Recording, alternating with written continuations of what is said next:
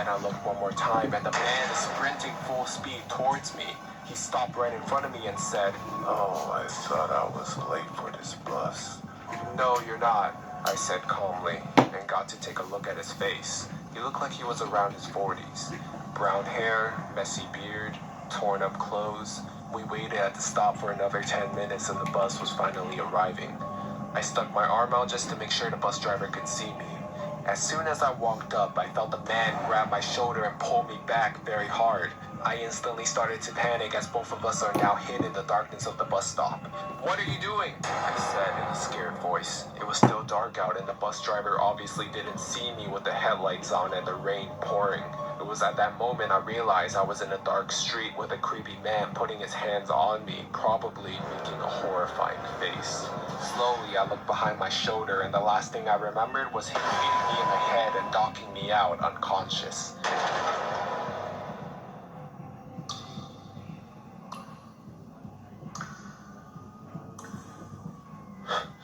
I saw the man sleeping in a bed to my right.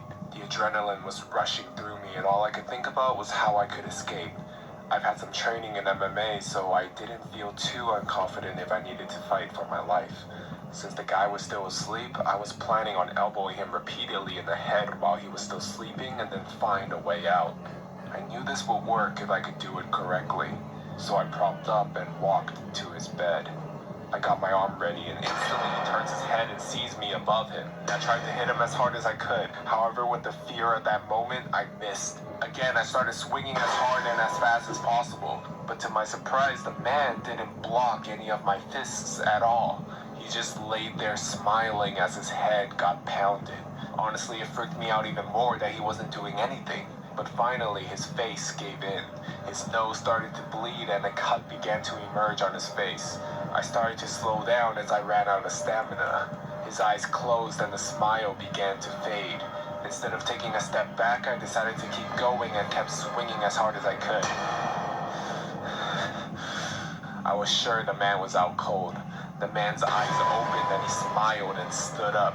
I saw a window to my left and without hesitation I quickly ran and jumped out of it. I landed on top of a bin. His apartment was only 2 stories high, so it didn't hurt too much. It turns out it wasn't long after he kidnapped me as it was still dark. I ran away and luckily I got back to my home safely. When I got home, I realized there was still blood over my hand.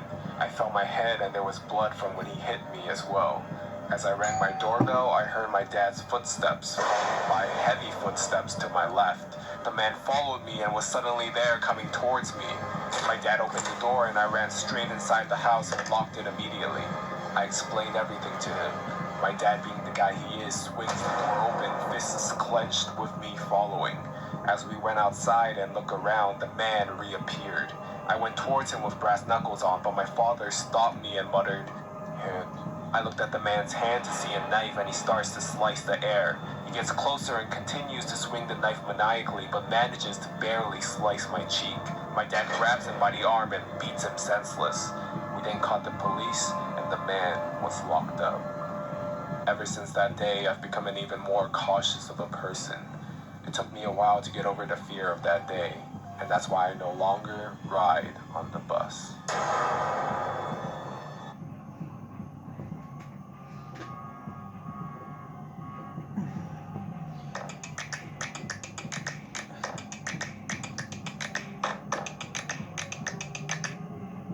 During the weekends, I, along with my sister and friend, usually went to town around 20 minutes away to go out and eat.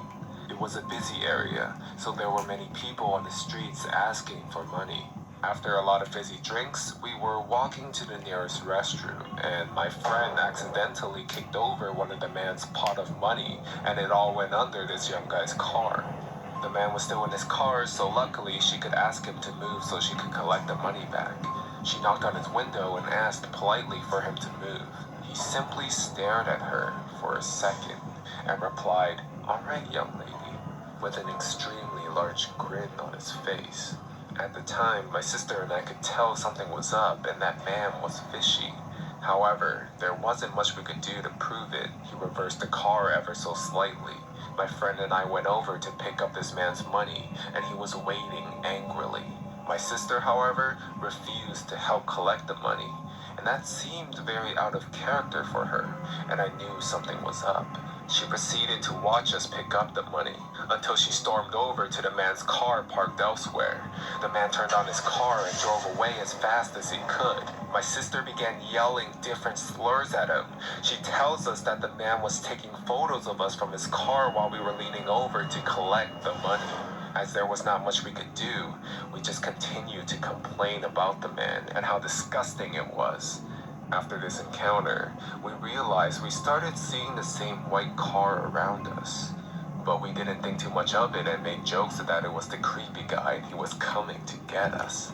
About a week later, when all three of us returned to town to go to McDonald's school, we saw multiple sticky notes stuck to my friend's fence.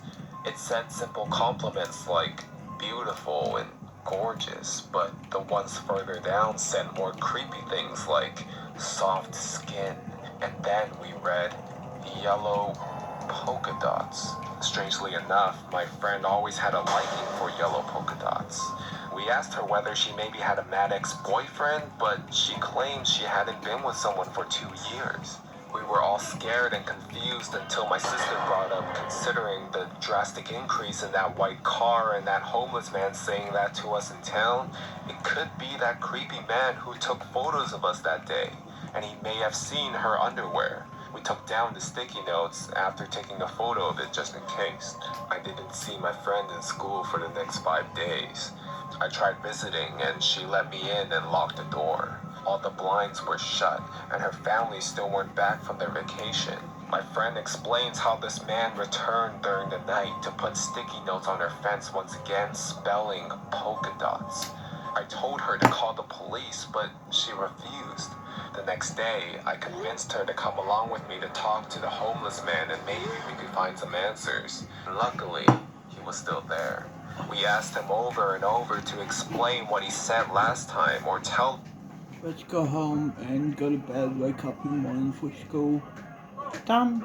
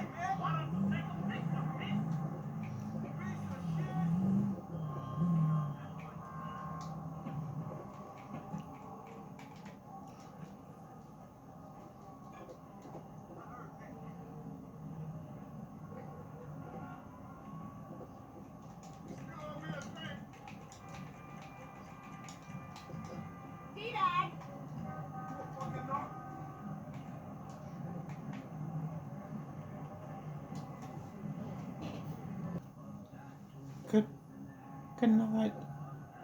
Good night. Hey, get up. You show him up. Let's go. Done.